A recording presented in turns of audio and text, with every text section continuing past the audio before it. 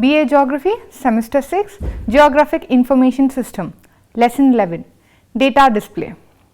In the previous chapter, we have discussed about different arrows that are acquiring during the data entry into the GIS system and different tools in editing or in rectifying the errors that are created.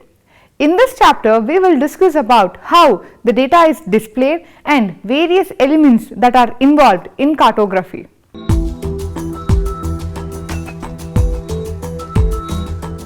The main objective of this chapter is that we should understand about the cartographic representation, the types of quantitative maps, map design and map layout.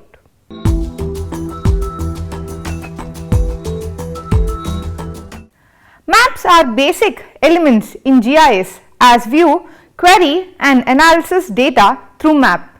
We plot maps to examine the results and of query and analysis, and we produce maps for presentation and reports.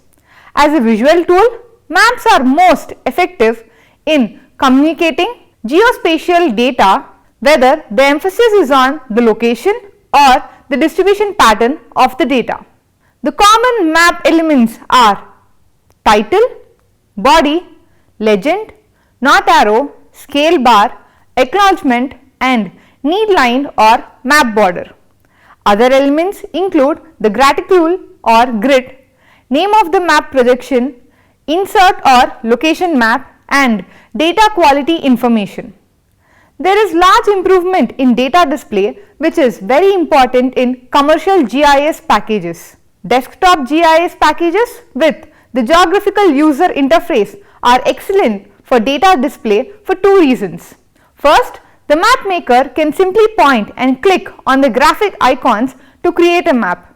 Second, desktop GIS packages have incorporated some design operations such as symbol choices and color schemes into menu selection.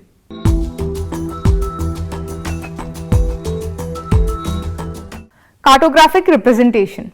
Cartography is making and study of maps in all their aspects. Maps are divided into thematic, qualitative or quantitative maps.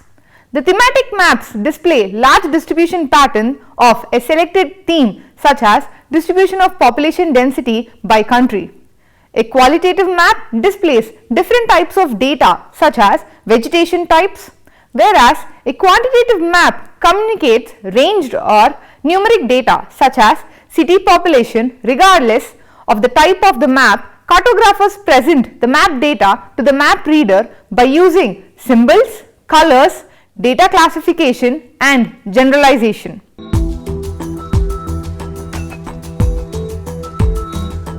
Spatial features and map symbols.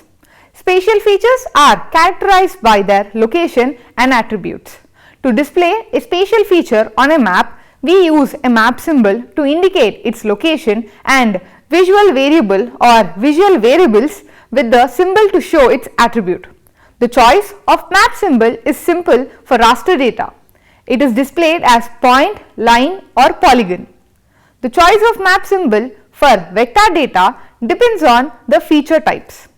Visual variables for data display include hue, value, chroma, size, texture, shape and pattern.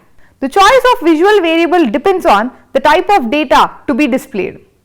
The choice of visual variable is limited in the case of raster data. The visual variables of the shape and size do not apply to raster data because the use of the cells. Using texture of pattern is also difficult with small cells. Display options for raster data are therefore limited to different colors in the most cases.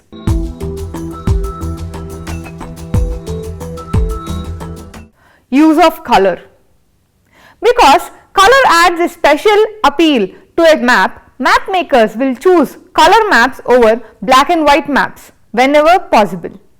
But color is probably the most misused visual variable according to published critics of computer generated maps.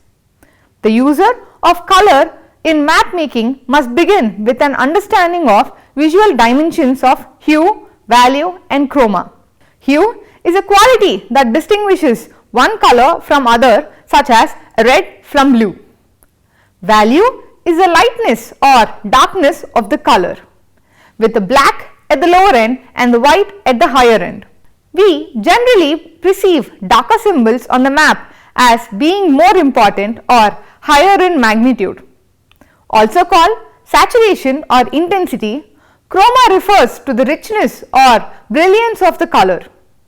A successful saturated color is pure, whereas a low saturation approaches grey. We generally associate higher intensity symbols with greater visual importance. The first thumb used in the use of color is simple.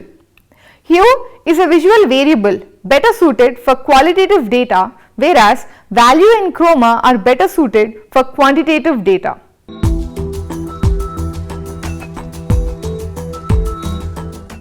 Data classification. All the data and map feature are classified into a number of classes. This process is called data classification. There are different data classification methods. Equal interval method, which divides the range of data value into equal intervals. Geometric interval method.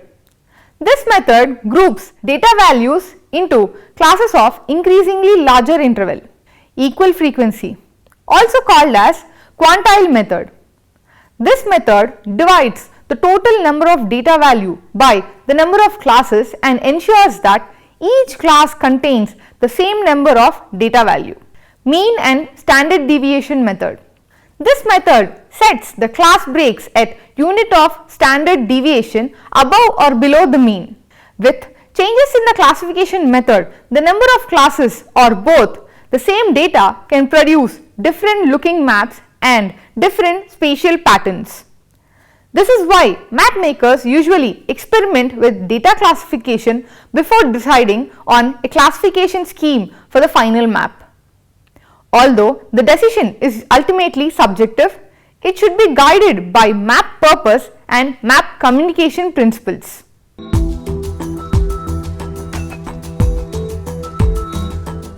Types of quantitative maps. There are 6 different types of quantitative maps.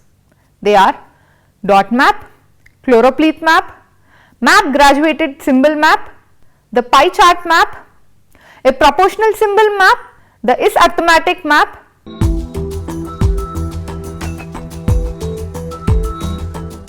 The dot map shows geospatial data using uniform point symbols, with each symbol representing a unit value. One-to-one dot mapping uses the unit value of 1, such as 1 dot representing one location.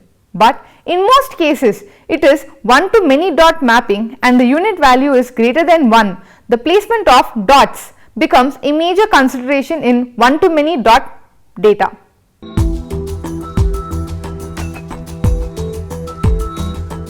The choropleth map is mainly used to represent data derived based on administrative units, whereas map symbolizes with shading. For example, a map showing average population of a country. The derived data are usually classified prior to mapping and are symbolized using color scheme for quantitative data. Therefore, the appearance of the choropleth map can be greatly affected by data classification. Cartography often make several versions of choropleth map from the same data and chooses typically one with a good spatial organization of classes for final map production. The symmetry map is a variation of simple choropleth map. By using statistics and additional information, the symmetric map delineates area of homogeneous value rather than following administrative boundaries. This map is used to be a time-consuming task, but the analytical function of GIS have simplified the map procedure.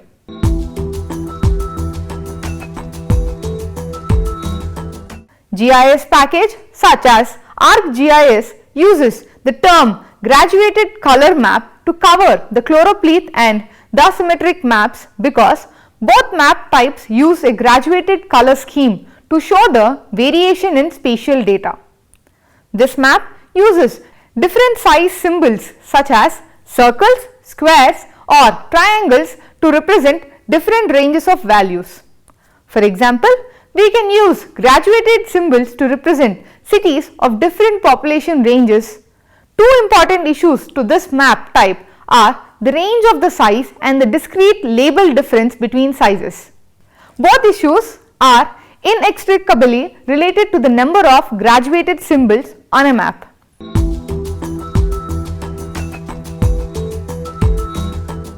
A proportional symbol map is a map that uses specific symbol size for each numeric value rather than the range of values. Therefore, one cycle size may represent a population of 10,000, another 15,000 and so on.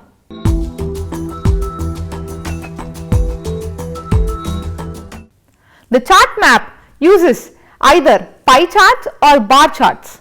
A variation of the graduated circle, the pie charts can display two sets of quantitative data, that is, the circle size can be made proportional to the value such as country population, and the subdivisions can show makeup of the value such as the racial composition of the country population.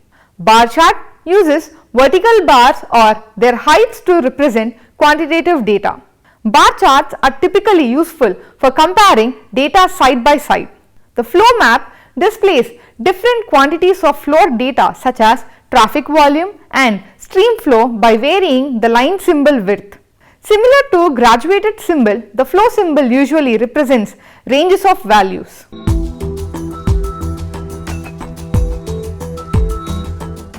This arithmetic map uses a system of isolines to represent a surface.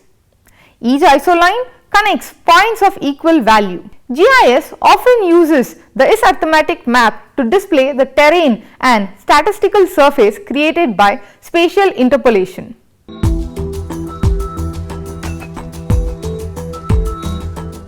Typography. It is very important to understand a map, and it is needed for almost every map element. Map makers treat text as map symbol because, like point, align or area symbols, text have many type variations. Using type variation to create a pleasingly incoherent map is therefore part of the map making process.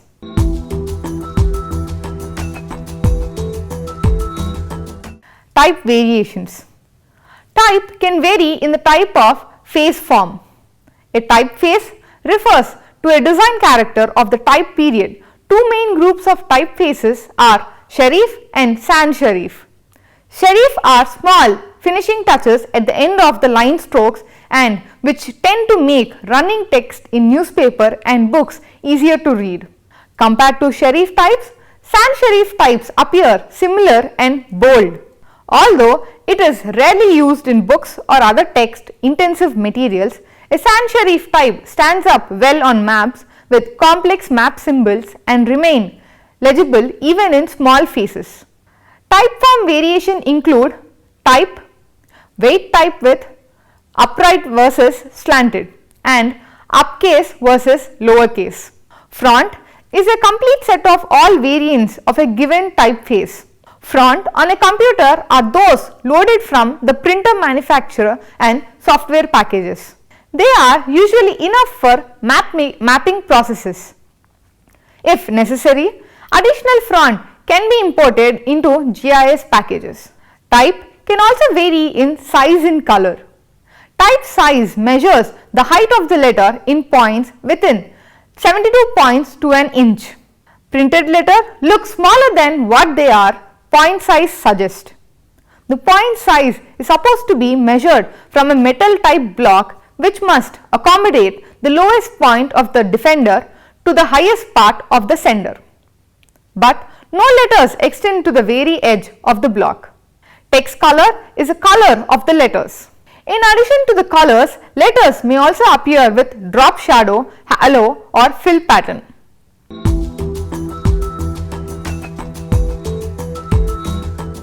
Design of a map. Like graphic design, map design is a visual plan to achieve a goal.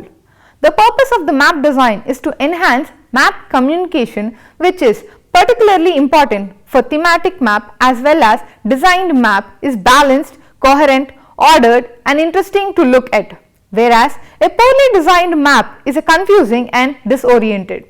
Map design is both an art and a science. They may not be clear-cut right or wrong design for a map, but they are better or more effective maps and worse or less effective maps. Map design overlaps with the field of graphic arts, and many map design principles have their origin in visual perception. Cartographers usually study map design from the perspective of layout and visual hierarchy.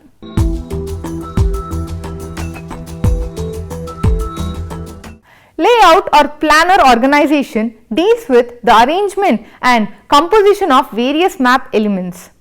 Major concern with layout are focus, order and balance. A thematic map should have a clear focus, which is usually the map body or a part of a map body. To draw the map reader's attention, the focal element should be placed near the optical center, just above the map geometric center. The focal element should be differentiated from other map element by contrast in line with texture, value, detail and coloring. After viewing the focal element, the reader should be directed to the rest of the map in order fashion. For example, the legend and the title are probably the next element viewer needs to look after the map body. To smooth the transition, the map maker should clearly place the legend and the title on the map, with perhaps a box around the legend and a larger type size for the title to draw the attention to them. A finished map should look balanced. It should not give the map reader an impression that the map looks heavier on the bottom or top or side. But balance does not suggest the breaking down of the map element and placing them almost mechanically in every part of the map. Although in that case, the elements would be in balance. The map would be disorganized and confusing. Map makers therefore should deal with balance within the context of organization and map communication. Cartographers used to use thumbnail sketches to experiment with the balance on the map. Now they use computers to manipulate map elements on a layout page. ArcGIS, for example, offers two basic methods for layout design. The first method is to use layout template. Next template are grouped as general, industry, USA and world. Each group has a list of choices. For example, the layout templates for the United States include USA, USA counties, counterminus USA and 5 different regions of the country. The idea of using a layout template is to use a built-in design option to quickly choose a map. Second option is to open a layout page and add map elements one at a time. ArcGIS offers different frame elements like title, text, legend, north arrow, comma, scale bar, picture and object. These framed elements, when placed on a layout page, can be enlarged, re-reduced or moved around. Other map elements that ArcGIS offer are insert box, map border and graticule. A layout design created by the second option can be saved as template for future uses.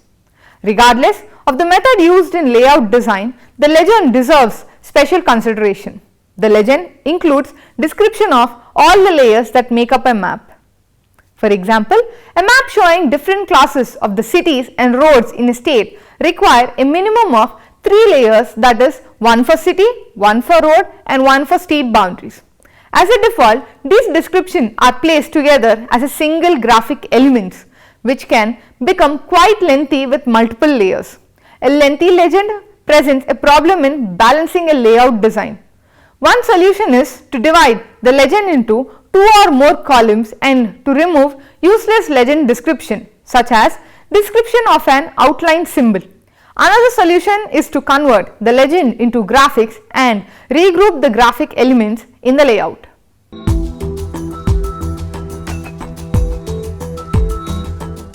Visual hierarchy is a process of developing a visual plan to introduce 3D effect or depth of a map.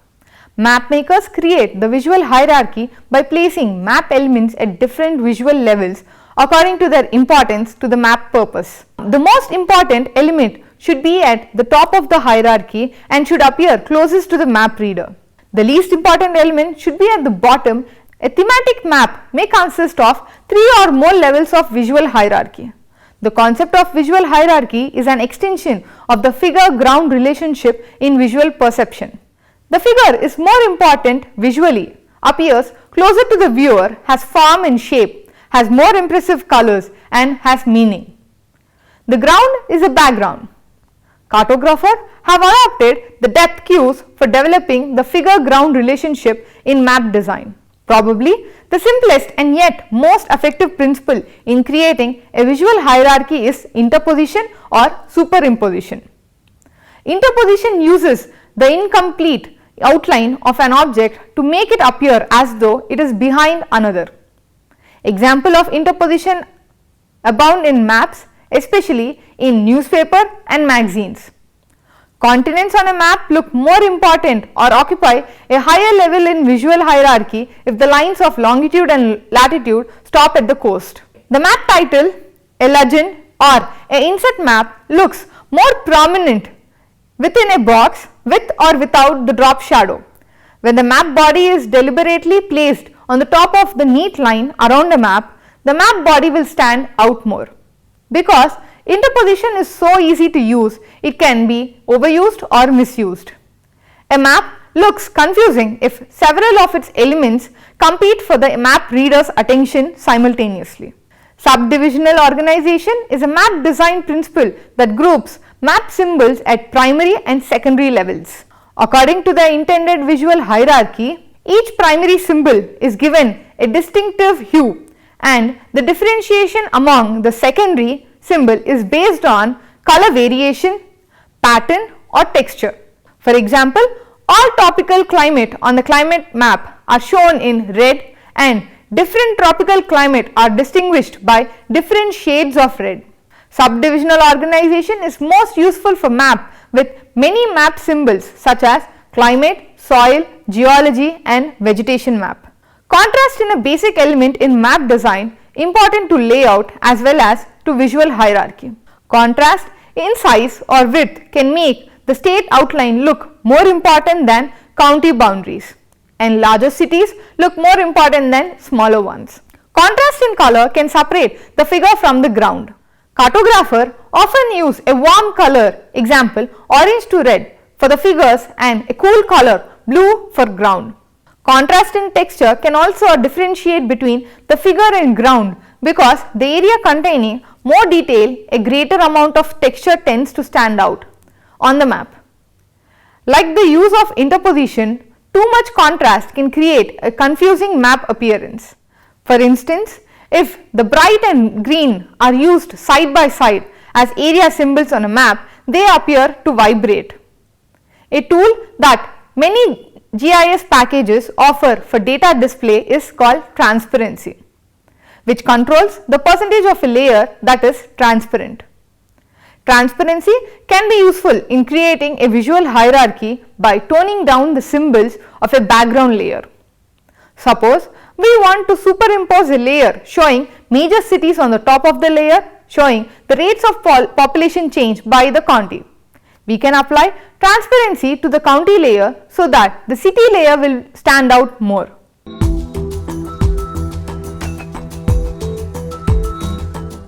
Map output. GIS users design and make maps on the computer screen. These soft copy maps can be used in variety of ways. They can be printed, exported and the use on the internet used in overhead computer projection system, exported to other software packages or further processed for publishing. Map output is a complex topic. We are often surprised that color symbols from the color printers do not exactly match those on the computer screen. This discrepancy results from the use of different media and color symbols. Data display on the computer screen uses either cathode ray tube or liquid crystal display and LCD. It is used to be that desktop computers use CRT and laptop or portable computer use LCD. But now more desktop computers are also using LCD to take advantage of the thin flat screen.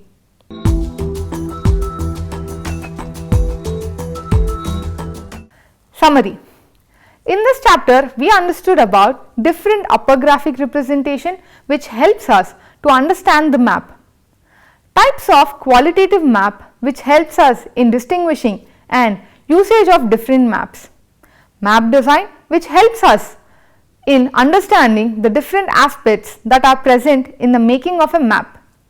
And the map output or the map production where the final copy of the map can be exported into different software packages or computer system.